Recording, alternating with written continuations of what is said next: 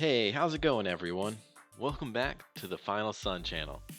As always, I'm glad to have you all here, and I hope I can provide something that'll really help you out in your adventure here into the Marvel Avengers game.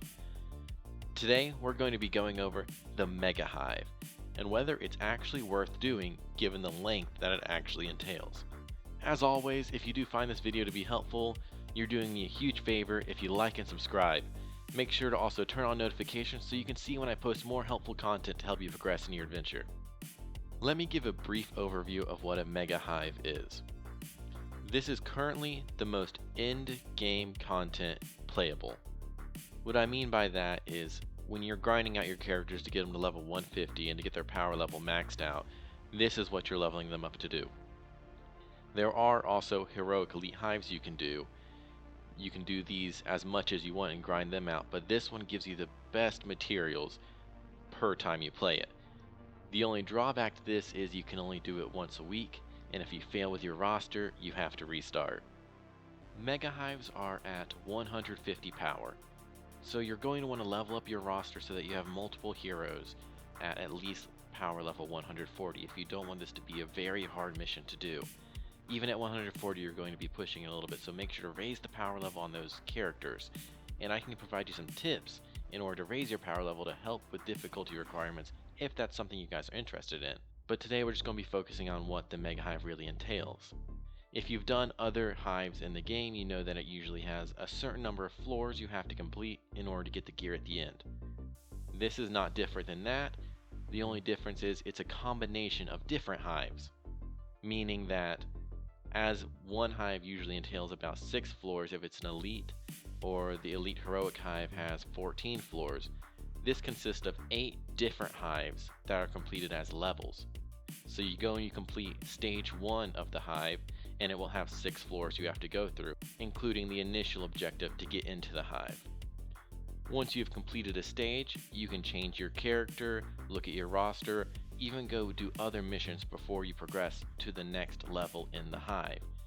And you get separate rewards for each section that you complete. So if you complete the first stage of 8, you get gear and resources for completing that. Then after you complete all 8, you get gear and resources for completing the entire MegaHive, as well as a few from completing round 8 of the MegaHive. Now that we have an idea of what the MegaHive really is, the question that we're really proposing is it worth doing the MegaHive? And this is kind of a tricky question because I do feel you can say yes and no to this, and we're going to break down why we can say yes and no to this. Here are some of the pros for the MegaHive. I think that being able to use your characters to their max capacity at power level 140 to 150 is just an exciting aspect. Knowing that you can send in your strongest heroes one after one and try to take out the biggest mission in the game is just fun to do. Not only that, you're going to be getting good gear from drops from the people you're fighting because you're going to be fighting at a high power level. A lot of the missions are going to be fast paced because they're either elimination, sabotage, or team deathmatch basically. So it's not going to be long per individual hive. You will also be getting rewards for each time you complete one of the different stages of this 8-round gauntlet. So after you complete stage 1, as I mentioned earlier, you're going to be getting gear and rewards that you can use for the later ones. So while you're completing each hive, you're also grinding out gear for your character with the potential to get some really promising legendary gear throughout the way.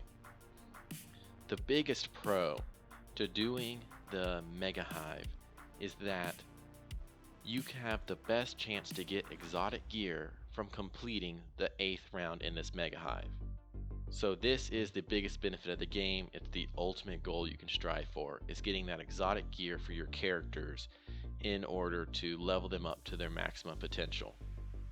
I will also say one big pro for this, and one of the biggest challenges in the game right now, is getting the resources you need. I'm specifically talking about upgrade modules and polychorons. If you complete the MegaHive, you do get quite a few of these resources. So you do get a chance at exotics, and you do get a lot of resources you can use to upgrade your characters for future MegaHive missions. It does help prepare you for the raids that are supposed to be coming soon too. If you want to see the rewards that come at the end of completing a MegaHive, just look at the end of this video and you'll be able to see everything I got for completing that last round. That being said, It is not everyone's goal of the game to maximize the potential for their characters and get exotics.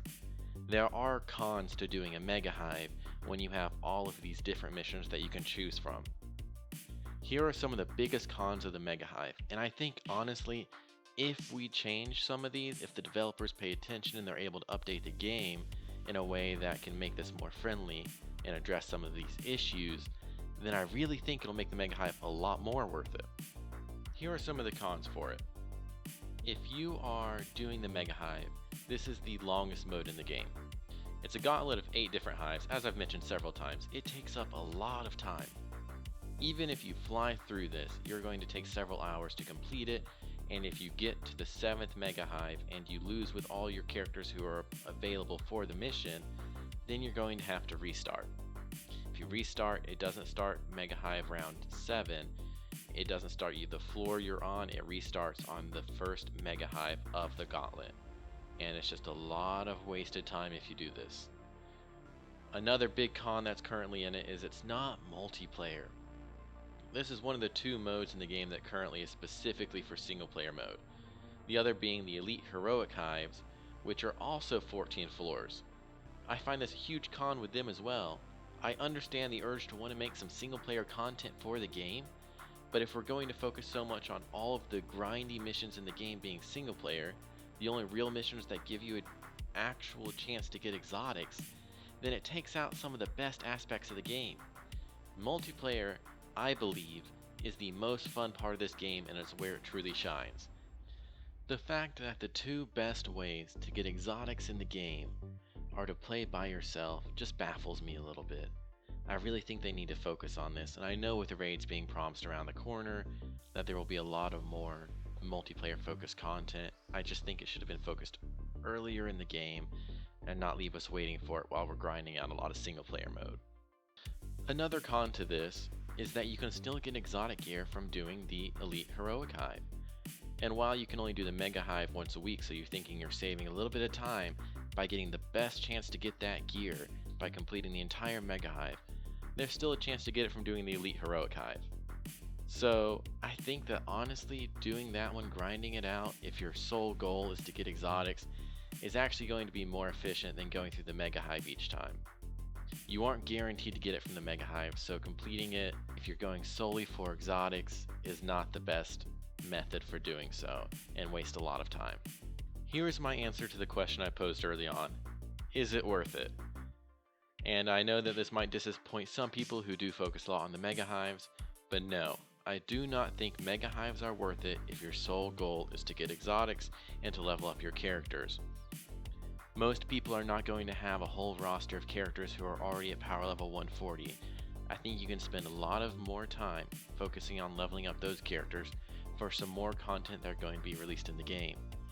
Now then, if you are already at the end game of Marvel's Avengers, and you are going to start trying to get only exotics because you can't do much else in the game, then yes, MegaHives will be worth it. It'll mix up your gameplay a little bit so you're not focusing on just doing Elite Heroic Hives over and over.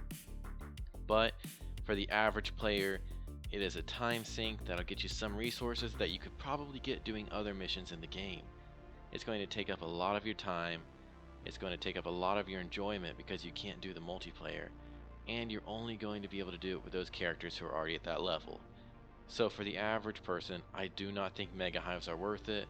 For those trying to progress and get all of their characters up, do other things. But if you are focused on exotics, you are trying to be a streamer, a competitive player, prepare for the future, then yes, go for it. I am sorry that this is not a conclusive answer that maybe everyone was hoping for with this video, but I believe that this is conditional, and I wanted to provide all of the different factors that would contribute to this answer. If this video did end up helping you guys out in any way, again, just do me a huge favor, click like and subscribe, turn on those notifications so maybe I can help you guys out with the next video, and just leave me a little bit of feedback. If there's something you guys want to see, let me know. Ask some questions. Really just say what you're thinking about the video, and I'll try and comment on it and get back to you guys. And with that, I'll leave you guys for the rest of your day. I hope you all have a good one.